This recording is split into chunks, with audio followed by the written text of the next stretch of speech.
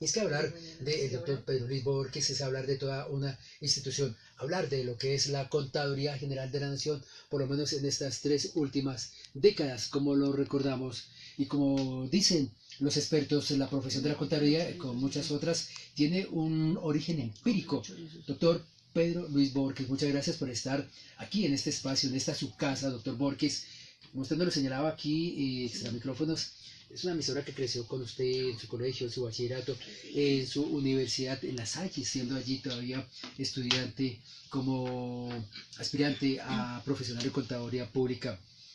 Cuando hablamos de la contaduría pública, doctor Borges me traslada inmediatamente a quizás a uno de los artífices de lo que fue la contaduría en el mundo entero, a Lucas Paciolo. Es quizás el padre de la contaduría, de la contabilidad en esencia. Doctor Borges, muchas gracias y agradeciéndole ante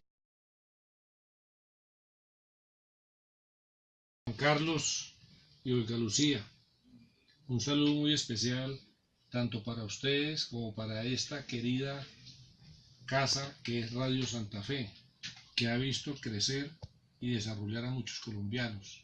81 años, 10 décadas de historia en la vida de las noticias y de buenas noticias para nuestro querido país.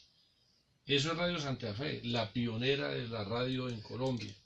Me siento muy orgulloso y honrado de esta invitación que ustedes me han hecho para el día de hoy, para compartir algunos temas que ustedes estoy a su disposición y mandar para que la opinión pública, esos radioescuchas de ustedes, que dentro de los cuales me involucro yo, porque yo soy de la audiencia de Radio Santa Fe, porque como usted muy bien lo dice, Juan Carlos, me recuerda pretéritos años de mi vida, en mi formación académica y por allá en mi pueblo de donde soy, Juan Carlos. claro, doctor Borges, ¿usted dónde nació precisamente? Yo nací aquí en un municipio de Cundinamarca, al occidente, que se llama Nimaima, Cundinamarca. Eso es la región del Gualibá, donde hoy en día es un polo de desarrollo turístico porque están todas las actividades de torrentismo, canopy, deportes extremos. Y adicionalmente es una tierra de caña panelera. Sí, señor. Hace 18 años exactamente, una de las reinas que tuvo Cundinamarca, pues era de allá de Nimaima. Y por supuesto representó el departamento, le fue bien en el Reinado Nacional de la Belleza. Entonces ese es como el referente que tengo de este municipio extraordinario, una temperatura alrededor de unos 23, 26 grados centígrados. De alguna manera en épocas es lluviosa. Está muy cerca acá, ¿no? Saliendo por Sí, la por vía la autopista 80, Medellín, ¿no? aquí es el Río Volante La Vega, estamos a máximo 2 horas, es una tierra formidable.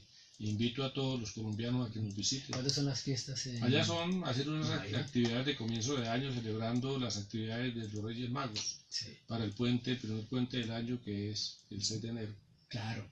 Y por supuesto está rodeada de una espesa vegetación muy cerca a Sasaima, a Nocaima, estos municipios que hacen parte de la región del Gualibá, allí en el noroccidente de la ciudad, saliendo allí por la avenida 80. Pues nos acompaña hoy el contador general de la Nación, Pedro Luis Borges, y recordar pues toda su experiencia, ha recorrido lo que tiene que ver con el director, como director seccional administrativo y financiero de la Fiscalía General de la Nación, estuvo también trabajando como subdirector nacional administrativo y financiero, jefe de la Oficina de Control Interno, director financiero nacional, director regional de Bogotá de Cundinamarca, también hizo parte del Servicio Nacional de Aprendizaje, SENA. Bueno, doctor Borges, ¿cómo es que se formaliza realmente la Contaduría General de la Nación? Hace 5 décadas exactamente nacía, se organizaba de alguna manera por la necesidad que tenía el país de formalizar este ente de control administrativo, por decirlo de alguna manera, pero ya en 1993 me acuerdo que en el gobierno de Ernesto Samper Pizano es cuando se expide una ley para formalizar y que la Contaduría General de la Nación haga parte de uno de los órganos de control. Doctor Borges, usted me corrige, ¿es tan amable? Sí, efectivamente, esa es parte de la historia, apreciado Juan Carlos. Precisamente el constituyente del año de 1991, ante el interés de que se deslindara el control fiscal de la parte contable de las entidades del Estado, en su sabiduría, en los debates que hicieron en la Constitución del año 91, entre otros un gran hacendista, Alfonso Palacios Rudas, Claro, ¿sí? cómo no. Guillermo Perry hoy en día, que fue ministro de Hacienda, o el constituyente Molina, abordaron el tema que en Colombia debería existir una figura de las cuentas públicas, para manejar las cuentas públicas, y por eso en el artículo 354 de nuestra Carta se estableció la figura del Contador General de la Nación y le dio unas funciones de uniformar, centralizar y consolidar la contabilidad pública y de elaborar el balance general de la nación. Tan solo en el gobierno, como usted muy bien lo ha manifestado, Samper en el año 96, se crea la Contaduría General de la Nación, con la ley 298 que desarrolla el artículo 354 y le da vida jurídica a la Contaduría General de la Nación para ser el ente regulador de la contabilidad pública en nuestro país. Claro, de alguna manera existía ya realmente esta agremiación, los contadores públicos, quienes en últimas son los que formalizan los estados financieros de cualquier empresa, llámese empresa pública, privada. Entonces, en ese sentido, la Contaduría General de la Nación.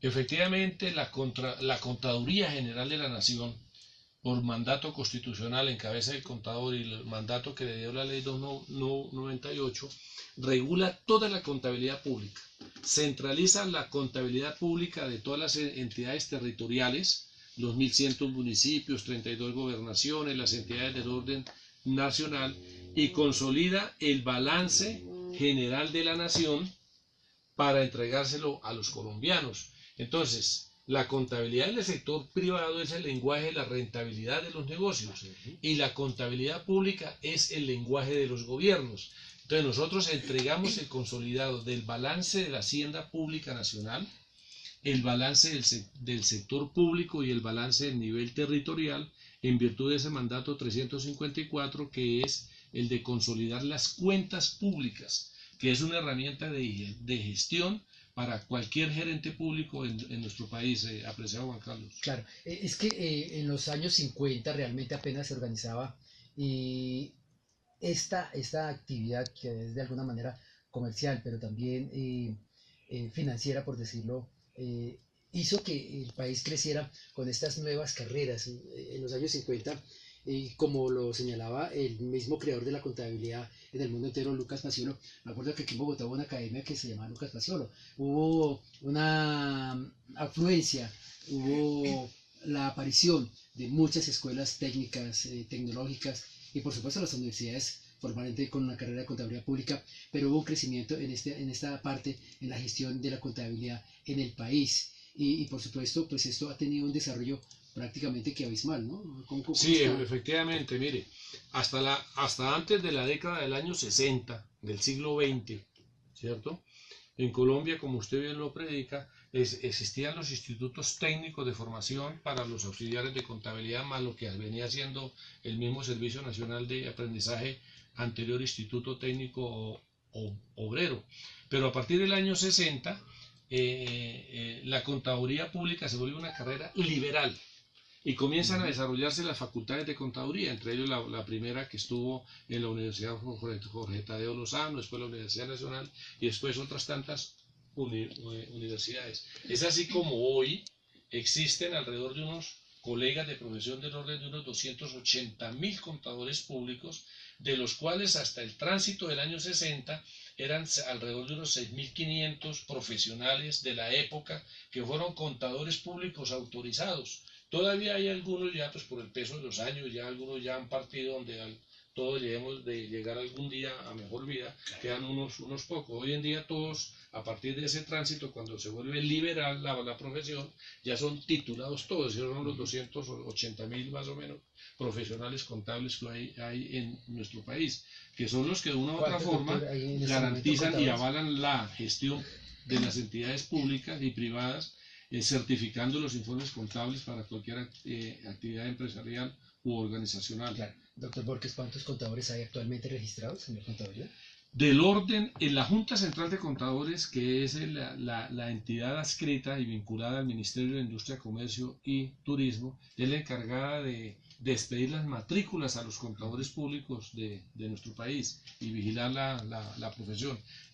el último dato que tengo es del orden de los 275.692, pero en estos dos meses yo creo que se han expedido otro tanto de matrículas que estaban en turno, y yo creo que debemos de estar del orden de unos 280.000 contables en Colombia. Y la Junta Central de Contadores es la que expide Que expide la matrícula, profesional, la tarjeta o matrícula, profesional, como también le correcto, dicen ustedes, a los, para los contadores. a los Y colegas. esto prácticamente es como el arma de doble filo que se le da al contador público en el país, ¿no? Porque la buena práctica que se haga, pues va así el nombre, el prestigio del contador público. Efectivamente, el Estado colombiano ha sido muy generoso con la profesión y le ha dado una gran responsabilidad, que es la profesión del contador público. Somos los únicos en Colombia que podemos certificar estados contables, bien sea del sector privado o del sector público.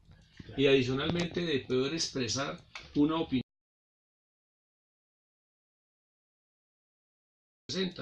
Entonces, lo que yo invito a través de Radio Santa Fe es a todos mis colegas que honremos esa gran distinción y generosidad que nos ha dado el Estado para ser garantes de la información contable que presentamos, y cuando suscribimos estados contables, que con nuestra firma los autorizamos, y los revisores fiscales, que también son contadores públicos, con su firma los autorizan.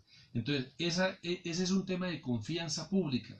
Y en este tema sí hay que hacerle un llamado a muchos contables que por algunas migajas y algunas lisonjas, ¿cierto?, han desdicho de nuestra profesión contra sus actuaciones. El año pasado se sancionaron alrededor de unas 300 o 400 contables de este país por inobservar o no observar conductas éticas de la profesión.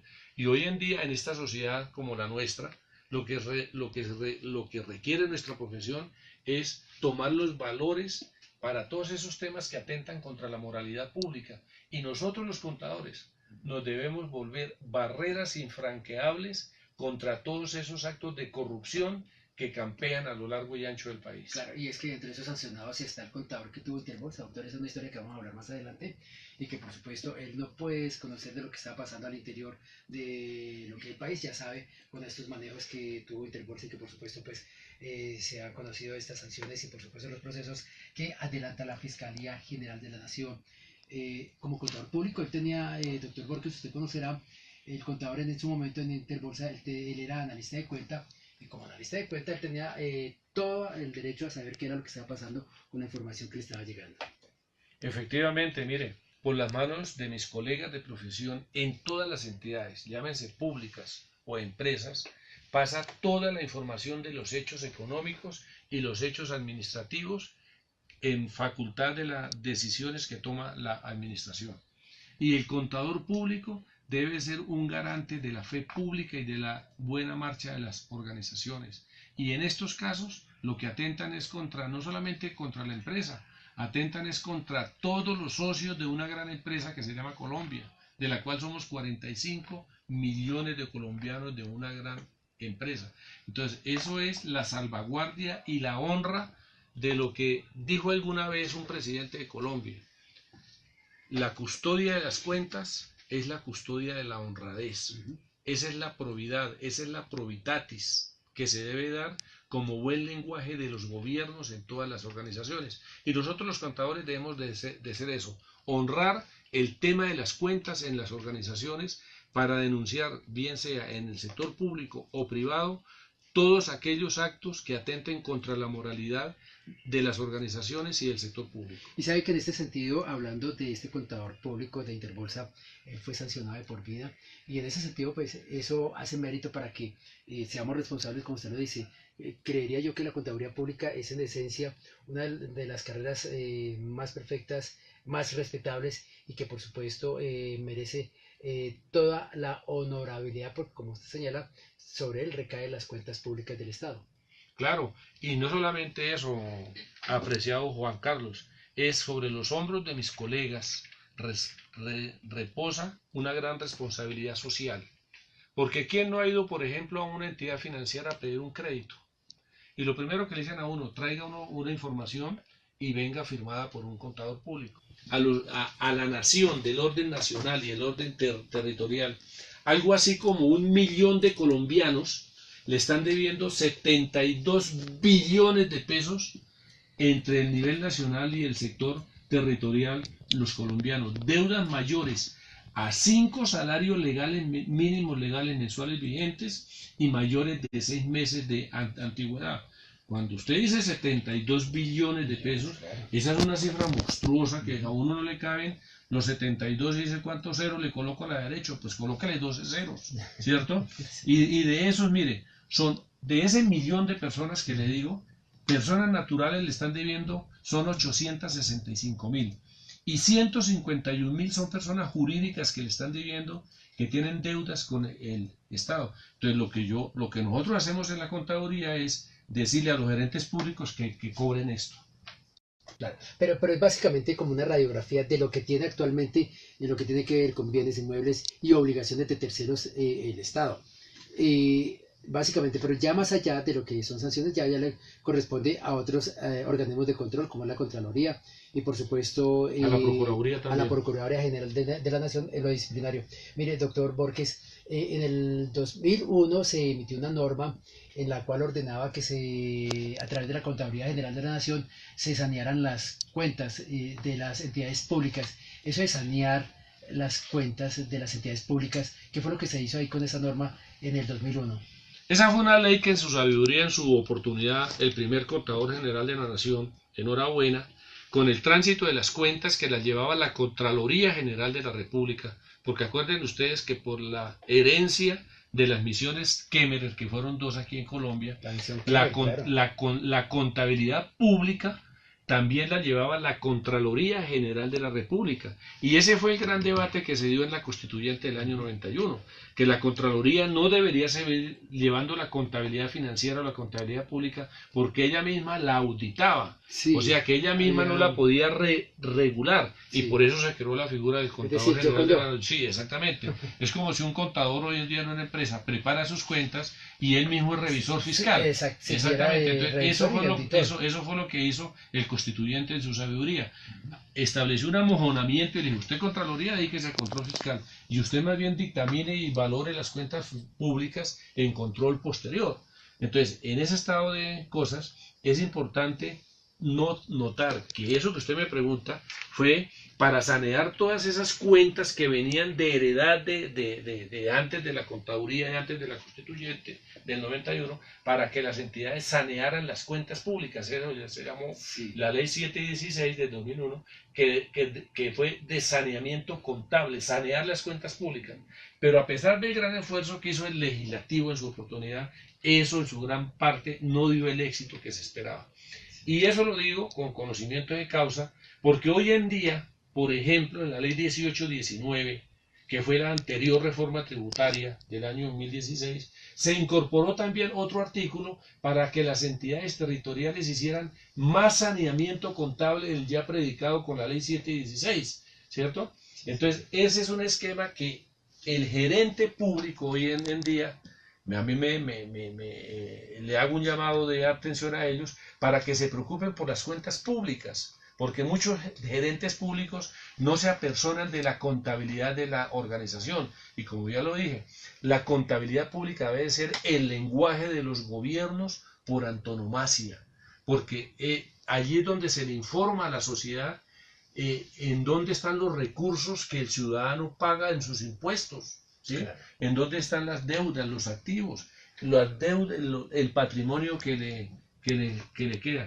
Por eso, ahora que estamos en tránsito a una nueva normatividad contable, que son prácticas líderes contables internacionales, la Contaduría General de la Nación, esta es una buena noticia para los colombianos.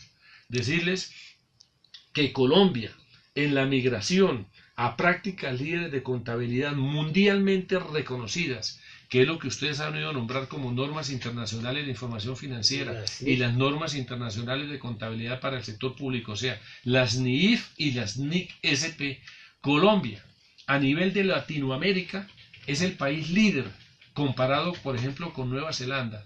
Nosotros estamos en un ranking en prácticas contables, y así lo informó nuestro ministro de Hacienda, el doctor Carrasquilla, en una separata del pasado 1 de marzo que se celebró el Día del Contador, donde dijo que Colombia es el primer país de América Latina en acomodar la contabilidad pública a prácticas mundialmente reconocidas. Y nosotros estamos en un ranking de 84 puntos, ¿cierto? Siendo los primeros en América Latina, de acuerdo con un estudio que hizo el Banco Interamericano de Desarrollo. Entonces, para nosotros sí es de orgullo que un banco de estas categorías le reconozca al país que es el primer país de América Latina acomodado a una nueva contabilidad internacional para que tenga visibilidad las cuentas públicas.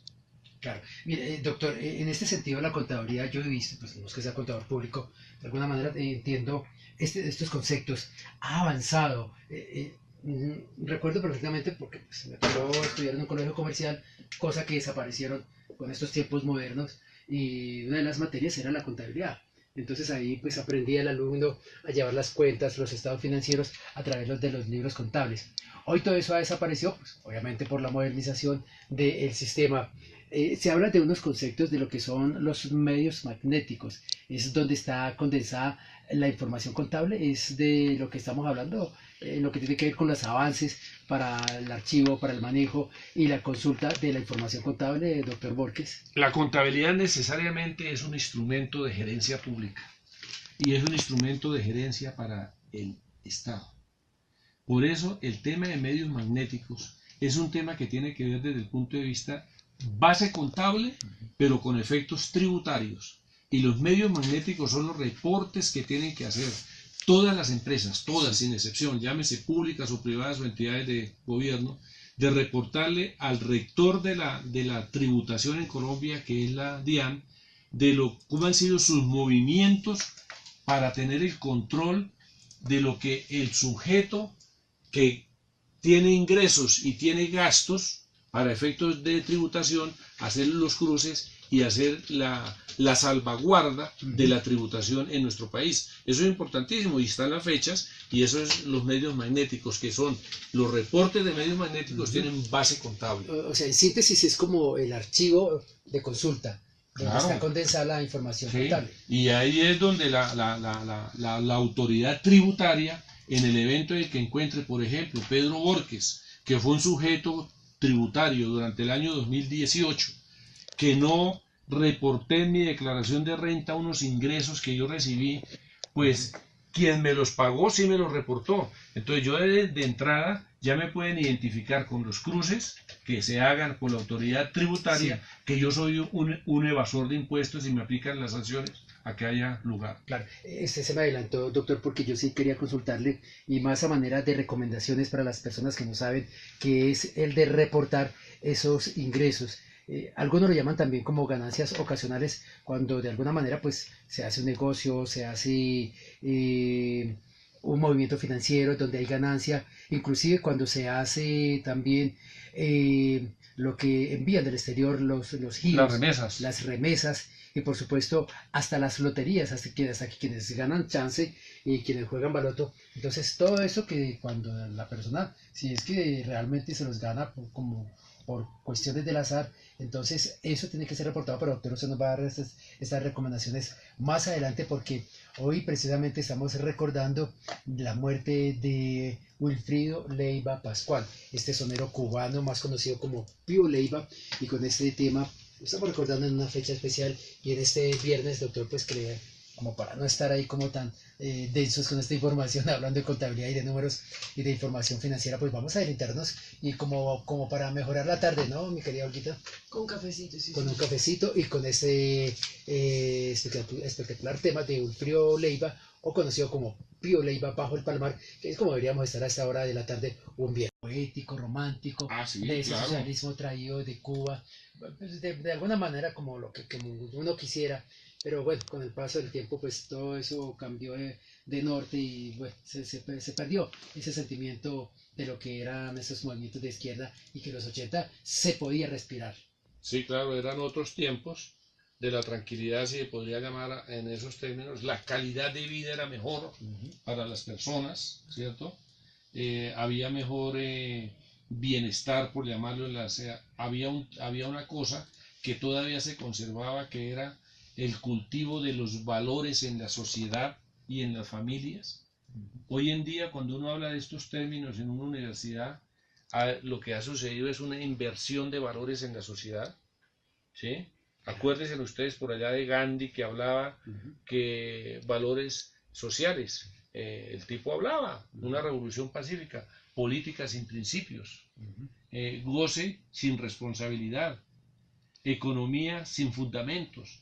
Entonces, eso es lo que ha convulsionado la sociedad y ha convulsionado el país en muchos temas, que hoy en día eso ha hecho metástasis y la crisis. Y eso es un caldo de cultivo de muchas cosas que las nuevas generaciones, yo soy del concepto, tienen que aprender algo de los viejos para volver a tomar y colocarle el norte al país para una mejor sociedad de las futuras generaciones y de las actuales. Claro, qué diferencia era la educación de antes que nos tocó a la formación profesional de hoy día, ¿no, Olguita?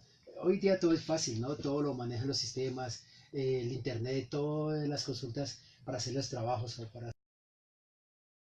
Que todo tiempo pasado, ¿qué? Sí. Todo tiempo pasado Pero, fue mejor en bueno. algunas cosas. Sí. Doctor Borque, yo sí lo compadezco porque a usted esto lo tocó durísimo, porque en esa época no existía de alguna manera estos paquetes contables que hoy se manejan con los sistemas. La contabilidad era manual. Claro, era manual. Sí. Llevar el libro Diario, mayor, el libro de diario, mayor, el diario. Con todo el cuidado y la diligencia profesional, porque no se le podía hacer claro. ninguna enmendadura ni ningún tachón, como dice. Y es que... Oiga, y los saldos a favor. Uno ve el color rojo en una presentación de una información cuenta y contable y uno mismo automáticamente asocia que aquí sí. está pasando algo Exacto. novedoso Y en una manuscrito, cuenta. ¿no, doctor? Sí, claro. El cuadrito se equivoca usted Sí, cuando claro. ya le falta el último renglón. Sí. Hoy en día, mire, apreciada Olga y Juan Carlos, afortunadamente, nosotros estamos hoy en día en la sociedad de la red. Sí. Y en la sociedad de la red está la tecnología. Hoy en día, por ejemplo, los muchachos ya no visitan mucho con frecuencia las bibliotecas, porque todo lo encuentran en la red. Sí. Y se ha perdido el espíritu de la lectura, Con el de la doctor investigación. Cuando yo estudié, a mí me tocaba ir los sábados a las 5:30 de la mañana a hacer cola en la carrera cuarta, En la con Luis calle Ángel 11 para entrar a la Luis Ángel Arango, a hacer mis investigaciones en la biblioteca, Con su porque ahí respectivo estaban los carnet, libros, la con el universidad. carnet y todas esas cosas. Y una enciclopedia. Hoy en día no, hoy en día a las 24 horas Claro. tenemos al mejor amigo, como yo digo a los muchachos, un doctor que se llama el doctor Google, y usted lo encuentra A en su toda hora, servidor, en su Baja los computador, paquetes cuenta, contables, los y eso instala en ha, su eso ha computadora en la facilitado casa. mucho el conocimiento, es cierto, pero la tecnología también tiene que compadecerse con la formación en valores de la sociedad. Sí. Y a los muchachos hay que volverlos a que lean, porque el que lee aprende dos cosas, Sí. aprende a escribir y aprende a expresarse, porque la semántica, la sintaxis, la morfología, hoy ustedes cogen un texto de cualquier muchacho y se pierde, Sí. no tienen ortografía. Esa Y es la precisamente esencia. a uno le enseñaban las reglas de ortografía. Hoy no.